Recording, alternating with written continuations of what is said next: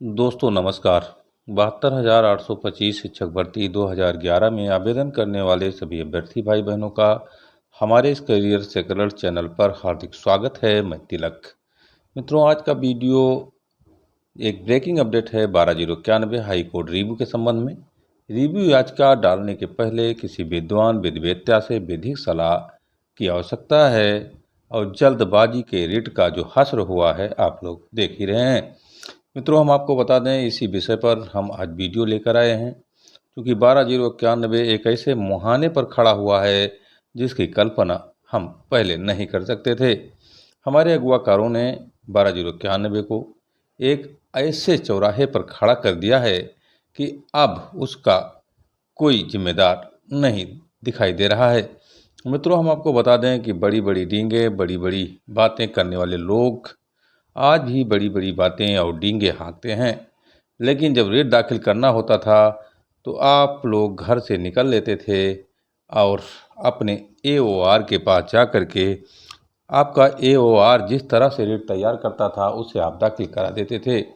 सरकार के रिजवाइंडर पर भी विशेष ध्यान आपका नहीं रहता था।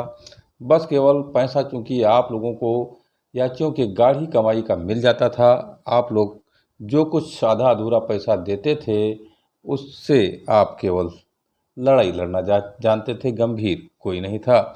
मित्रों, चूंकि आप जान रहे हैं कि 12/091 सुप्रीम कोर्ट से आता हुआ फिर एक बार हाई कोर्ट आया। हाई कोर्ट सिंगल बेंच में जीता, सिंगल बेंच के बाद डबल बेंच में हार गया, डबल बेंच के बाद फिर सुप्रीम कोर्ट पहुंचा और सुप्रीम कोर्ट में ढाक के वही 3 पात 12/091 शून्य हो गया।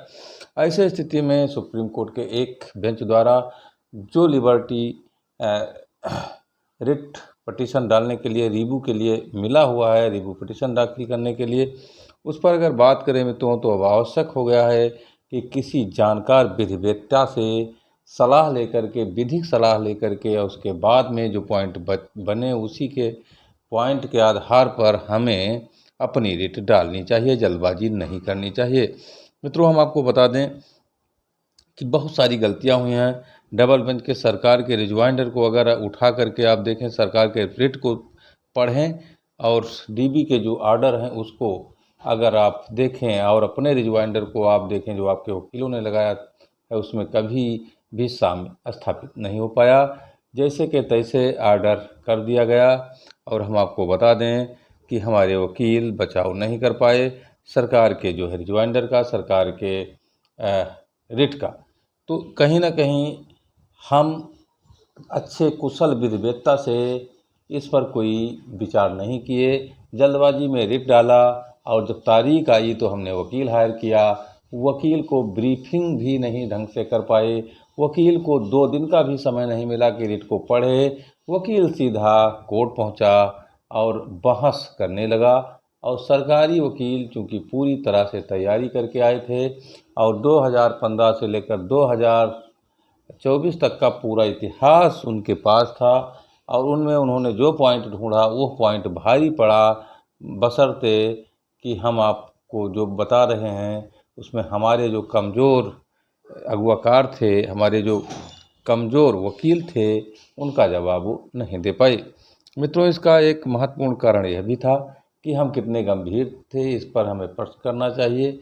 हम इतने गंभीर थे कि एक दूसरे पर आरोप प्रत्यारोप लगाने के लिए गंभीर थे, एक दूसरे पर छीटाकशी करने के लिए गंभीर थे। हम अपने मामलों पर गंभीर नहीं थे, क्योंकि हम कोई कुशल विधिवेत्ता नहीं खोज रहे थे। हम सरकार से कैसे निपटें इसका कोई हम रास्ता नहीं खोज रहे थे। बस केवल आनन फानन में ये रिट है, अब इनके बाद मेरी रिट पढ़नी चाहिए, इनकी रिट अगर आगे लग गई है तो मेरी आगे लगनी चाहिए, इन्होंने यह वकील किया है तो मैं यह वकील कर लूँगा।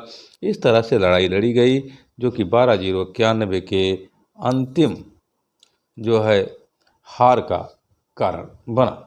मित्रों, हम आपको बता दें कि डबल बेंच में जब मामला पूरी तरह से पक्ष में जा रहा था, पहले दिन अगर बात की जाए तो रिव्यू पटिशन के बारे में जो रिव्यू कंटेम्प्ट के बारे में जो बात उठी थी, उसके बाद लाइन पर आया था मामला, लेकिन धीरे धीरे अंतिम दिनों तक हमारे वकील बचाव नहीं कर पाए और सरकारी वकील के सामने वो गिड़गिड़ाते नजर आए। यहाँ तक कि अशोक खरे जैसा वकील जो कि महाविद्वान माना जाता है, उसने चंद पैसों की लालच में 90-105 का मामला भी उठा करके और 12,091 को दमी डोज कर दिया। मित्रों, हम आपको बता दें कि अशोक खरे के लिए बड़ी बड़ी बातें ग्रुपों द्वारा की गई थी और उन्हें जीत का मील का पत्थर बता रहे लोग जवाब नहीं दे पाए जब डबल बेंच में हम हार गए। वहीं एक ग्रुप द्वारा वकीलों की फौज खड़ी की गई। हालांकि उसमें कुछ वकील ढंग से पैरवी भी किए, बात भी किए, उनके ऊपर भी आरोप लगाया गया कि गलत बोल रहे हैं। अरे वो गलत बोल रहे हैं तो आपका वकील कितना सही बोल रहा, कितना संभाल लिया, यह भी तो देखने वाली बात थी। तो मित्रों, हम आपको बता दें कि जो अब बचा हुआ है रिव्यू पटिशन और सुप्रीम कोर्ट जाने का एक अंतिम अवसर हो सकता है, इसके बाद मिल जाए, तो इन दो अवसरों को हमें खोना नहीं चाहिए।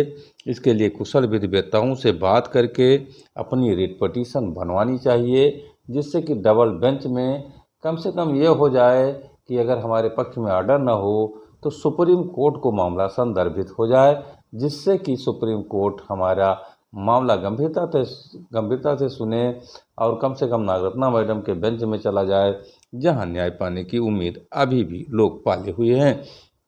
मित्रों, हम आपको बता दें, इसीलिए मैं इस वीडियो को बना रहा हूं कि अगर आपके अगुवाकार जल्दबाजी कर रहे हैं और आपके अगुवाकार कुशल विधिवेत्ताओं से सलाह मशवरा नहीं कर रहे हैं, फिर एक बार बहानेबाजी करके आनन फानन में रिट दाखिल करके डंप किए गए पैसे को वो दबाना चाह रहे हों, तो उनको ज़रूर आप लोग समझाने की कोशिश करिए और उनसे कहिए कि जल्दबाजी कतई बर्दाश्त नहीं है और जल्द से जल्द किसी कुशल विधिवेत्ता से बातचीत करके जो पॉइंट बन रहे हों, उन पॉइंट के आधार पर ही कोर्ट जाएं, उन पॉइंट के आधार पर ही रिव्यू पटिशन दाखिल हो, जिससे कि कम से कम मामला सुप्रीम कोर्ट को एक बार फिर संदर्भित हो जाए और 12,091 के शरीर में एक तरह से ऊर्जा का संचार हो जाए और उसकी जान जो कि मरणासन्न है वो बच जाए।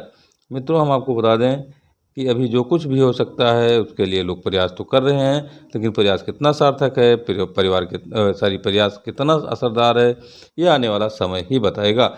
बड़ी बड़ी बातें की जा रही हैं, हो सकता है इन लोगों के जानकारी के अभाव में कहीं ऐसा ना हो कि फिर कलाम जैसे स्कैम में फिर फंस जाएं। इसलिए मैं आगाह करना चाहता हूं कि जिससे भी आप सलाह लें, जिससे भी आप जानकारी लें, वो बिल्कुल कुशलता के साथ लीजिए।